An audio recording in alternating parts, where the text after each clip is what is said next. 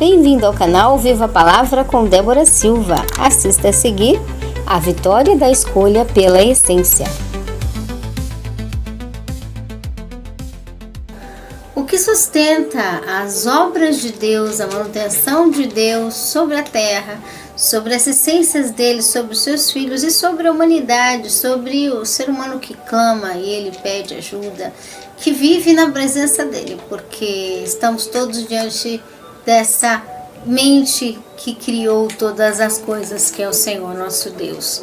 O que sustenta a nossa vida é a palavra de Deus. Por isso que os sacerdotes representados ali pisaram sobre as águas, andaram sobre as águas, sobre os pensamentos humanos, e ali firmados naquilo que é a essência de Deus, toda a nação passou em seco, como nós já vimos, e estavam se aproximando de Jericó. Então nós vemos aqui de que o que nos sustenta em cada desafio, o que sustenta um guerreiro em cada experiência, o que sustenta ele para o trabalho, não é a própria habilidade, não é as próprias ideias, não é nada que se venha do humano, é a palavra de Deus, é a essência de Deus, é as alianças de Deus, é o modo e as formas que Deus criou, formou todas as coisas e trouxe a manutenção dele para o ser vivente, o ser humano. Ok? Nós vemos então o verso 1 do capítulo 4, fala sobre as pedras comemorativas. O que significa isso? Tendo todo o povo acabado de passar o Jordão, disse o Senhor a Josué. Então eles passaram. O que sustenta é o conhecimento de Deus exercido pelo trabalho sacerdotal sobre a terra. Passaram o Jordão e disse a Josué: escolhei dentre o povo 12 homens, de cada tribo um homem, e ordenai-lhe: tomai daqui do meio do Jordão, do lugar em que estiveram parados os pés dos sacerdotes, 12 pedras, e levai-as convosco para o outro lado, e depositai-as no lugar em que haveis de passar esta noite. Isso é um símbolo profético que significa muito o que é as lembranças dos pontos. Pedra significa aquilo que é estabelecido como rocha, como estatuto, como firmamento. Uma vez que essas pedras estavam no meio das águas do Jordão, significa os pontos de pensamentos, como já estamos analisando desde o capítulo anterior, você pode entender melhor, humanos, pensamentos egóicos, pensamentos naturais, pensamentos idólatras ou pensamentos obsessivos que o indivíduo tem, alegando que ele está cuidando de si, do seu querer, mas de verdade a escolha destrutiva, quando ele escolhe algo destrutivo para si em decomposição, são pontos fixados da obsessão humana que se tornam lugares fixados, firmes, como pedras, e que muitas vezes ele insiste numa autodestruição.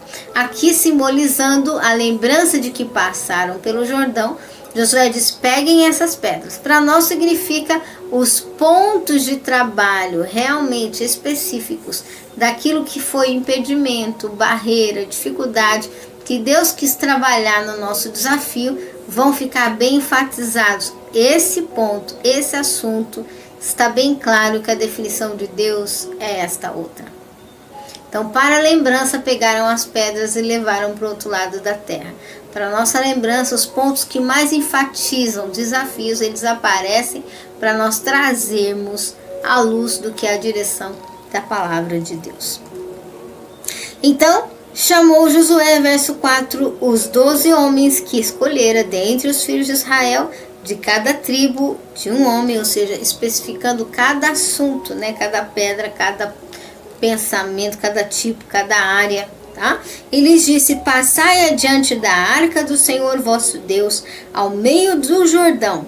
Levante cada um uma pedra sobre o ombro, levante, segundo o número das tribos dos filhos de Israel, para que isso seja por sinal entre vós no futuro, quando vossos filhos perguntarem o que significam essas pedras. Em Deuteronômio nós estudamos sobre as pedras significarem também pontos específicos humanos sendo trabalhados por Deus e esclarecidos por Deus.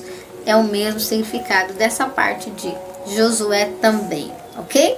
Então, quando os filhos perguntarem, quando as gerações futuras perguntarem, né, como que se deve cuidar, como que cuidavam os nossos pais dos movimentos dos seres humanos, cuidados conosco, lembrar-se dos cuidados que Deus estabeleceu. Então, definir, registrar, estabelecer como estatuto, como pedra, como algo irrevogável diante de Deus. Verso 7.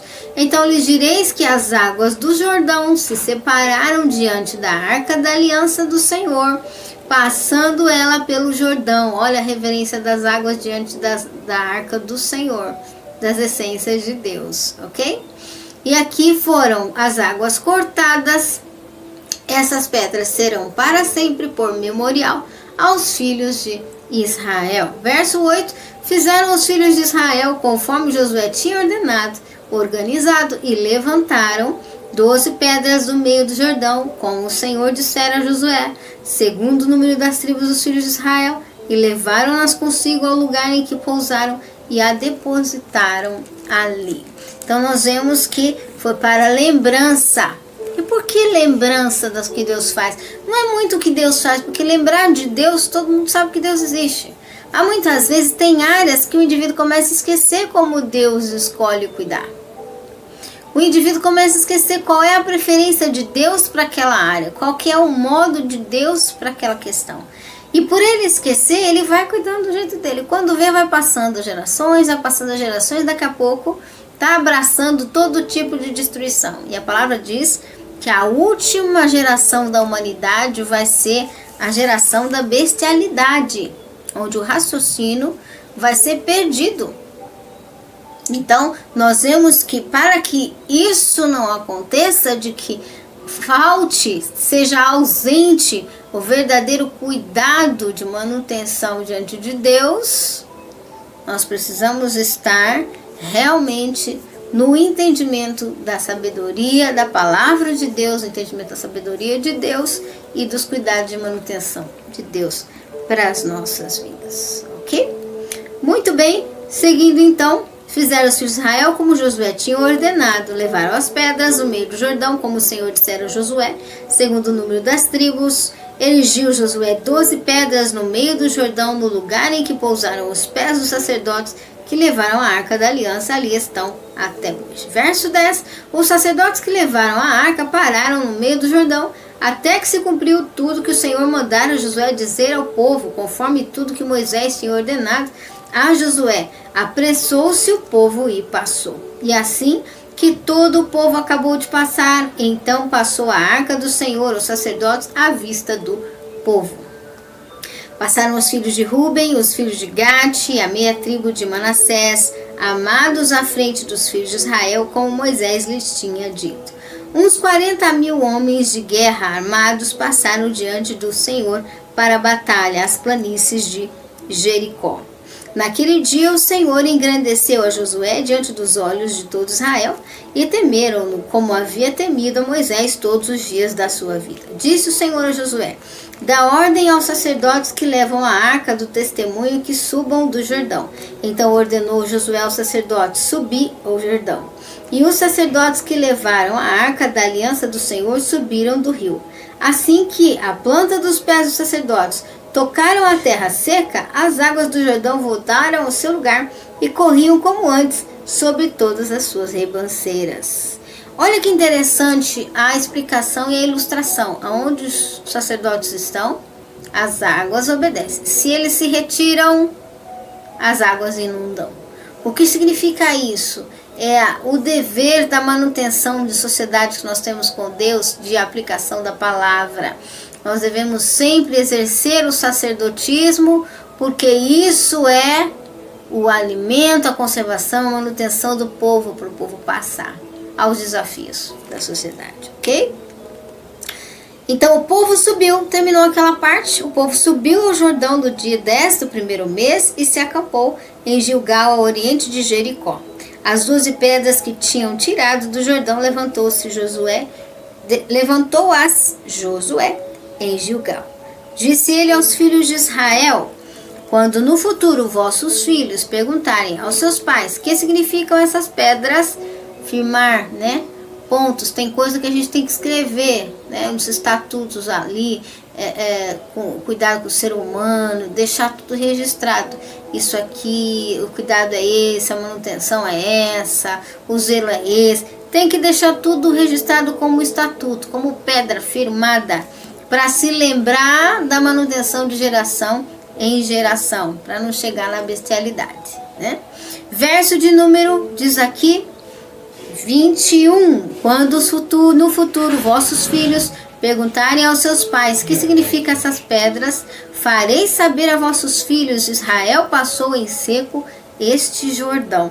Pois o Senhor vosso Deus fez secar as águas do Jordão diante de vós, até que passasseis. O Senhor vosso Deus fez ao Jordão o que havia feito com o Mar Vermelho, o qual secou perante nós até que passamos. Ele fez isto para que todos os povos da terra conheçam que a mão do Senhor é forte, e para que temais ao Senhor vosso Deus todos os dias.